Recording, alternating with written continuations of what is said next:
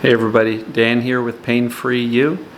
I did not get a chance to shoot outside. It was a busy day from 7:30 till we just finished up, and it's about 10:30 at night. Kind of busy with activities. So today's topic is going to be a helpful tip. Identify and stop doing resistance. All right, so I'll get to that in a minute. But I don't know if you can see it out back. The blue lights are a swimming pool. So I got a nice view out the window. So, hand on the heart. Breathe in slowly. Exhale.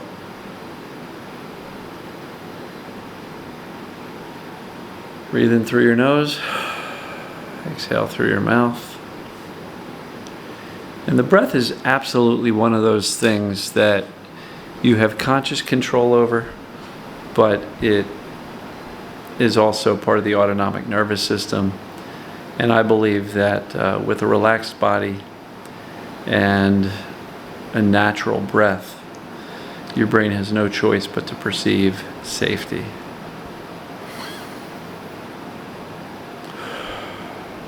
Because if you were not safe, you'd probably be breathing shallow and not in a relaxed body. It'd be tense. So this helpful tip is going to be to identify your resistance and stop doing your resistance. So what does resistance look like? Resistance looks like avoidance. I can't do that because it's going to hurt. Resistance looks like thinking negative thoughts and expecting the worst. Resistance looks like watching the calendar and saying, oh my goodness, it's been going on for X number of months or years. I'm never going to get better. That's resistance. Catastrophically thinking about the worst case scenario. What if things get worse? You know, I had a good day yesterday, but oh no, what about tomorrow? You know, I hope it doesn't come back, and if it does, I'm going to freak out, and then I'm going to feel like I'm all the way back at square one, and I lost all the progress I made, which is not actually true. If you should have a good day, and the next day is not so good, don't panic. Your good day is proof of what's possible if you remain calm and you resist as little as possible, right? Freaking out, huge resistance, right? Calm reassurance, well, that's moving in the right direction, isn't it? Indifference, so what if I hurt? That's absolutely moving in the right direction. Resistance is saying no to opportunities to go out and live your life. Now, don't get me wrong, there are cases where our symptoms are so severe that we can't do things. And so I don't want anybody who's not capable yet of doing normal activities to feel any amount of shame or feel bad about it in any way, shape, or form, because it's not your fault. It's just where you are right now. The good news is you can still get better even if you're not getting out and living your life yet. If you are going out and living your life, the key is expect the best, and if symptoms show up, give it as little concern as possible. So try to identify your just had a blank. Your resistance. Identify your resistance. What are the things that you are doing that really scream, I am resisting this experience that I'm having? Identify it. Jot them down. These are all the ways I resist. Talking about my pain all day, complaining about my pain all day or symptoms all day, researching Google and going from doctor to doctor to doctor. You wouldn't be doing that if you knew what was going on. You accepted that that's what's going on with you.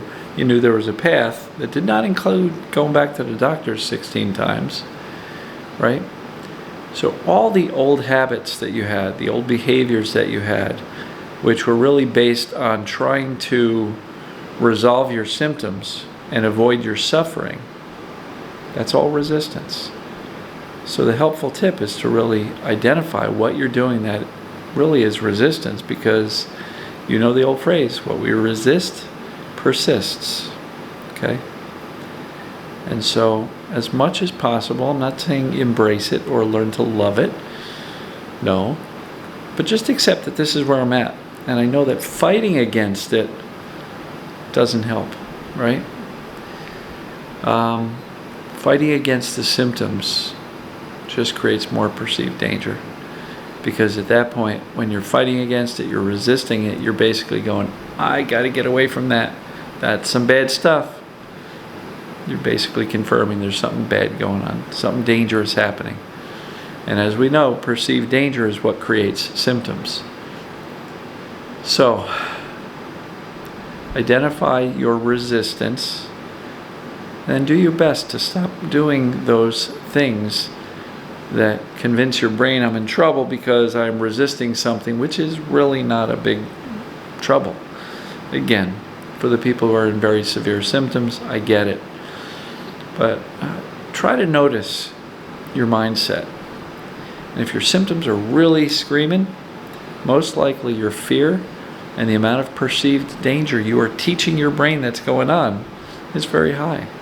And if it keeps getting worse, it's likely because the fear and the perceived danger and the worry and the catastrophic thinking and the expectations and the talking about it and everything else is getting higher and higher and higher, and then the symptoms are following suit. The mindset needs to shift first. We need to decide in advance that we're safe and consistently remind ourselves that that is the case before the subconscious brain is going to allow the symptoms to follow and start coming down. So identify your resistance and do your best to stop doing your resistance, because resistance is an action. Resistance is something you are doing. And if it is something you are doing, you can choose not to do that thing anymore. So that's what I've got for you. Welcome from Puerto Rico. Nice pool out back. And if I can, I'll try to shoot from outdoors tomorrow.